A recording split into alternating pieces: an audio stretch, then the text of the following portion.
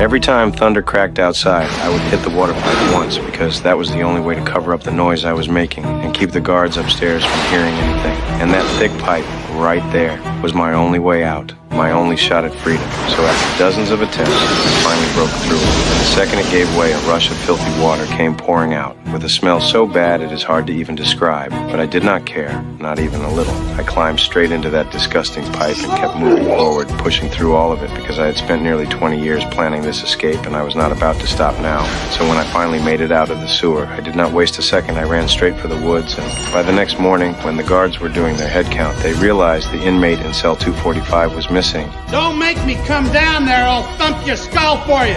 And when there was still no response from inside, one of them stormed up furious. But the second he got to the door, he froze because the cell was empty. And right around that time, the warden was changing his shoes when the alarm suddenly went off, and he knew instantly something was wrong. What do you mean he just wasn't here?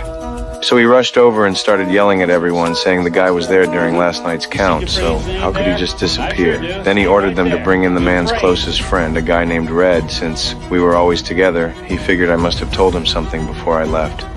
Also, Warden. Not a word.